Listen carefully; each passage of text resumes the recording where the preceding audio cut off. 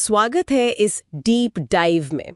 वो एहसास तो हम सब जानते ही हैं, लिस्ट में सबसे ऊपर एक जरूरी काम, और हम उसे बस टालते रहते हैं। हाँ बिल्कुल, प्रोक्रेस्टिनेशन। आज हम इसी मुश्किल से निपटने के एक बहुत ही फेमस तरीके पर बात कर रहे हैं। ब्रायन ट्रेसी की किताब ईट दैट फ्रॉग। इसका नाम ही एक मजेदार कहावत से आया है, शायद मार्क ट्वेन की है। हाँ, कहते तो हैं कि सुबह सुबह एक मेंढक खा लो तो दिन भर तसल्ली रहेगी कि इससे बुरा क्या होगा। बिल्कुल। तो ट्रेसी के लिए ये मेंढक हमारा सबसे बड़ा, सबसे मुश्किल काम है। अजीब है, पर देखते हैं इसमें कितना दम है। हाँ, और ये ब्रायन ट्रेसी की अपनी कहानी भी तो काफी इंस्पायरिंग है। मतलब उन्होंने काफी नीचे से शुरुआत की और सफल लोगों को स्टडी करके ही वो आगे बढ़े। बिल्कुल। तो ये मेंढक खाने का आइडिया जो है, एक्सपर्ट क्या कहते हैं, ये सिर्फ काम निपटाने की बात है? नहीं, ये उससे ज्यादा है।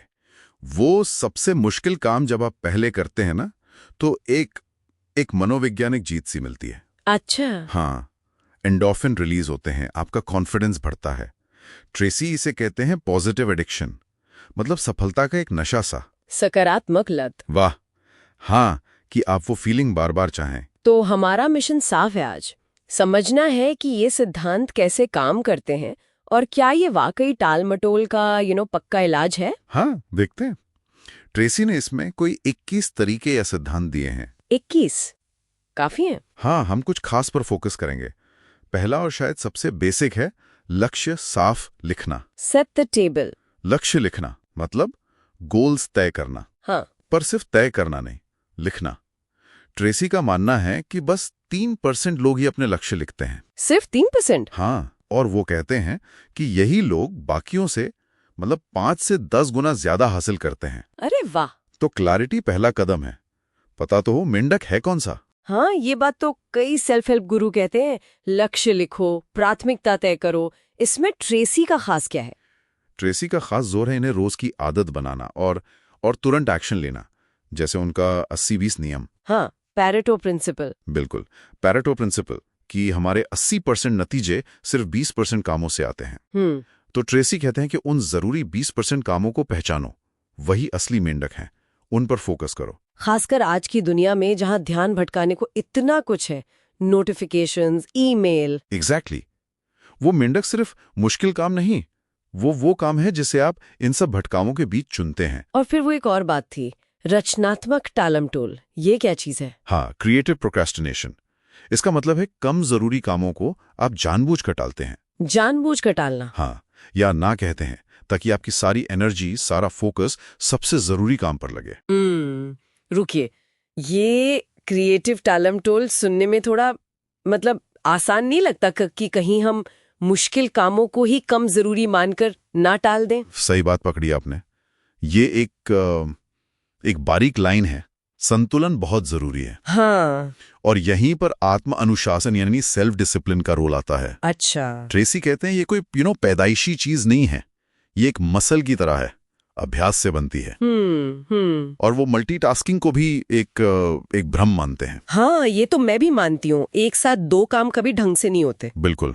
उनका सिद्धांत है एक बार में एक काम, ईट one frog at a time, पूरी एकाग्रता से। तो फोकस और डिसिप्लिन। हाँ, और किताब में कुछ बातें आपको लग सकता है कि दोहराई जा रही हैं। हाँ, मैंने भी सुना है ये। पर वो शायद जानबूझकर हैं। ट्रेसी मानते हैं कि दोहराने से ही सिद्धांत आदत बनते हैं। जोर प्रैक्टिकल एक्शन पर है। अच्छा, तो जोर इस बात पर है कि ये तरीके आसान हो, फौरन अमल में लाए जा सकें। शायद ये ही इसकी पॉपुलैरिटी का राज है। बिल्कुल, इसकी सादगी, इसकी व्यावहारिकता, यही इसकी सबसे बड़ी ताकत है। समझना आसान, लागू करना आसान, शायद फौरन कुछ नतीजे भी दिखते होंगे। हाँ, आत्मविश्वास बढ़ता होगा जरूर। लेकिन इसका दूसरा पहलू भी है। अच्छा, क्या? कुछ आलोचक हैं जो मानते हैं कि ये तरीका कहीं काम ही जिंदगी है वाली सोच को बढ़ावा तो नहीं देता। वर्क लाइफ बैलेंस बिगड़ने का डर। हाँ, किताब भले ही वादा करे कि इससे आपको ज्यादा खाली समय मिलेगा, पर हो सकता है लोग और ज्यादा काम करने लगें। वो पॉजिटिव एडिक्शन कहीं नेगेटिव ना बन जाए।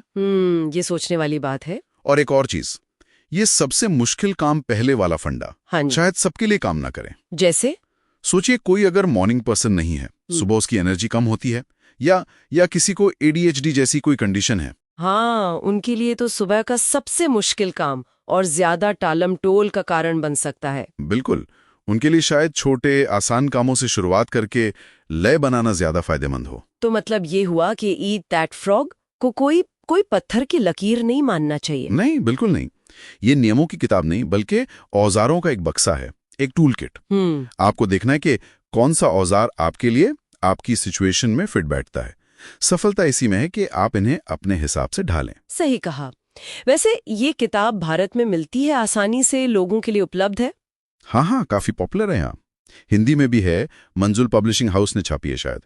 और अंग्रेजी के तो नए एडिशंस भी आते रहते हैं। और ई बुक, ऑडियो बुक सब है। समरीज भी मिल जाती हैं, आसानी से उपलब्ध है। बढ़िया। तो कुल मिलाकर ईट दैट फ्रॉग का निचोड़ क्या निकला, सार क्या है? सार यही है, अपना सबसे बड़ा, सबसे जरूरी काम पहचानो, आपका मेंढक। फिर उसे करने की योजना बनाओ और बिना टाले सबसे पहले उसे निपटाओ। स्पष्टता, योजना और अनुशासन, यही 3 मेन पिलर्स हैं, है ना? बिल्कुल, क्लैरिटी, प्लानिंग और डिसिप्लिन। ठीक है। और जाते जाते एक सवाल छोड़ जाता हूं सबके सोचने के लिए। जरूर। ये सारे सिद्धांत व्यक्तिगत उत्पादकता, मतलब पर्सनल प्रोडक्टिविटी पर तो बहुत फोकस करते हैं, पर क्या यही नजरिया, ये सबसे मुश्किल काम पहले वाला फंडा, बड़े सामूहिक लक्ष्यों पर भी लागू हो सकता है, जैसे किसी संस्था के लिए या समाज के लिए? इंटरेस्टिंग सवाल है। कहीं ऐसा तो नहीं कि हर कोई अपना अपना मेंढक खाने में इतना उलझ जाए कि हम मिलकर जो बड़े पहाड़ हिला सकते हैं वो रह जाएं? या फिर यह तरीका सामूहिक तरक्की में भी मददगार हो सकता है? इस पर सोचा जा सकता है।